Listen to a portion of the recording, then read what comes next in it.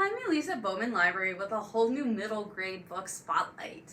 So for our spotlight this time, we are exploring mystery books, one of my favorite genres, okay? And what I love about mysteries is there's literally, I believe, a type of mystery for everyone. There's historical mysteries, there's science fiction mysteries, there's some psychological stuff, there's like the straight up murder mysteries, there's like the art thriller heist type deals. There's something for everyone. So for this week, we have 6 amazing mysteries I cannot wait to share with you. So let's get started. Our first one is The Dollhouse. Oh, such a gorgeous cover, okay? So Alice's summer plans are completely turned upside down when her parents announce they are getting a divorce and they will not be going on their usual vacation. Instead, the plan is Alice will be going with her mother to a small town to live with an elderly lady whose Alice's mom will be taking care of. Not the vacation she imagined. When they arrive at Blackwood House, Alice is befriended by Lily, who is the housekeeper's daughter and is quick to inform her that this house is haunted. So it is in the attic that they find a dollhouse version of the exact house they are living in, and soon that dollhouse starts to come to life. And Alice's dreams, including the 2 girls who are the dolls living in the dollhouse. And then, one morning, a girl is in Alice's bed when she wakes up and she looks like one of the girls from said dollhouse. It is going to be up to Alice to figure out what is going on in this house and what is the connection between the dollhouse and this family who used to live there. If you enjoy a good creepy, kind of has some like a little bit of like horror, scary elements, but not too scary, horror-y, okay? A good creepy mystery. This is the one you need to read. This is The Dollhouse. Lemons is our next one. This one's a little bit of like a funny mystery here, okay? So 10-year-old Lemonade Wit's life has been uprooted. Her mother just died, leaving her orphaned, and now she has to go live with her grandfather, who just happens to be, of all things, a Bigfoot enthusiast, okay? So when she arrives at his house, she quickly finds that not only is he a Bigfoot enthusiast, but everyone in the town is obsessed with Bigfoot, including the boy next door named Tobin. He even has his own Bigfoot detective search agency. Now, becoming friends due to their proximity, Lemonade soon finds herself searching along with Tobin for Bigfoot and going on adventures she never could have imagined, all while coping with her loss in her new life. This mystery detective story is all about finding out about yourself while looking for clues for a creature that may or may not exist. This is Lemons. Okay, Searching for Lottie. So 12-year-old violin prodigy Charlie is given a project. She needs to research someone in her family. So she decides she's going to research her great aunt Lottie, who she is named after. Working with her grandmother, Charlie soon learns that her great aunt was living in Hungary during World War II, and she has never been found or heard from again. So everyone assumes that she did not survive the war. As Charlie starts to research and she digs deeper into family history and the research, she soon starts to realize that she and Lottie had a lot in common, including that they both play the violin.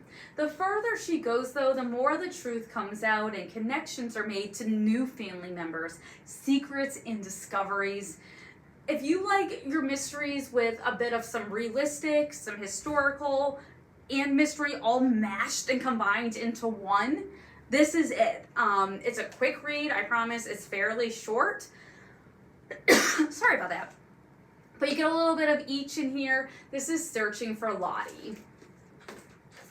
Okay, Winterborn Home for Vengeance and Valor. So this is book 1 in a series. We do a book 2. Book 3 will be hopefully coming shortly. It's by the incredible Allie Carter, an amazing YA mystery detective spy writer. And she has taken those skills and put them into this series. Okay, so April is an orphan and she is accused of setting fire to a museum exhibit about the famed Winterbourne family, okay? So while in the hospital recovering from all of this, she is sent an invitation. And the invitation is to go and live at the actual Winterbourne home. So what else does she have to lose? So she decides to go to this house.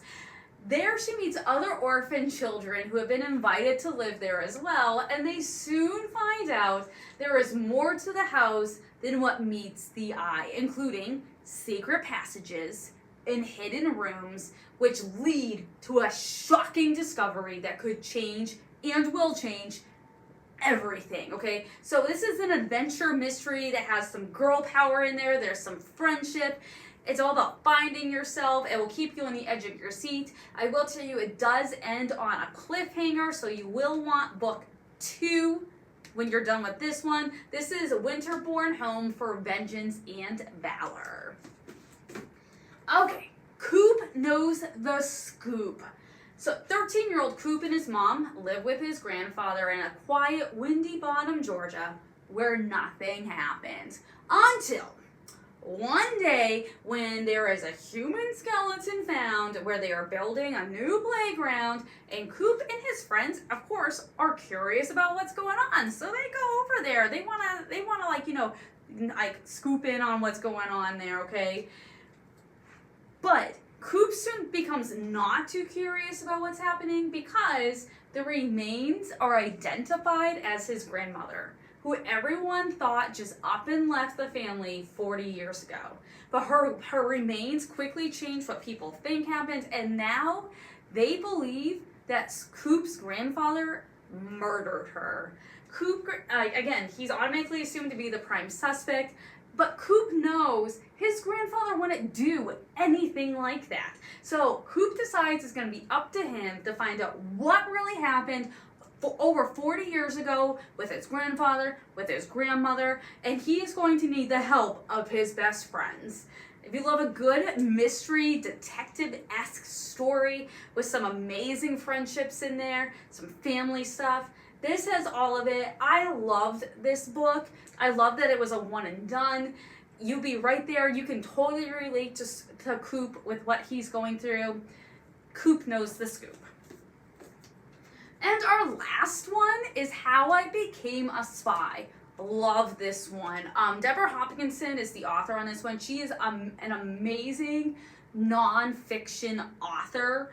Her specialty is World War II, which is what the time period of our story here. This is one of her books in fiction, and not the fiction style made up, but it is based on true events and her research.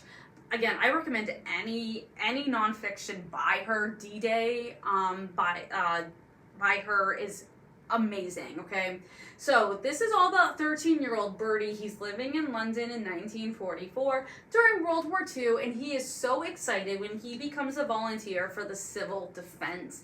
It is his job to carry messages between the leaders in London and help people find the closest shelter to take safety in when there is an air raid taking place.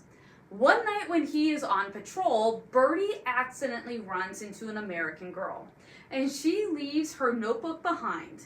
But this notebook is not just any notebook. This notebook actually belongs to a secret agent and is filled with information in a secret code. Now, Bertie and his two friends, they decide they want to figure out, or they want to cipher this code here, and they want to find out what the information is this spy may be trying to pass through and who she's trying to get the information to. They believe if they can crack this could change everything in the course of the war, okay? You will be trying to cipher this code with Bertie and his friends as they're doing it. Again, you'll be in real time with them. You'll know what they know, so you'll be trying right there in the thick of it, wanting to figure out, A, is this girl a spy? B, what is she trying to pass along? What's her motive? All that type of stuff. This is How I Became a Spy. So these are just 6 of the mysteries we have here at the library, but I promise you we have a ton more. So I encourage you to come on out, check out one of these, or we have plenty of others that we can totally help you find so you get that perfect, inspiring mystery to read. I hope you have an incredible week, and I hope you tune back next time for a whole new middle grade book spotlight.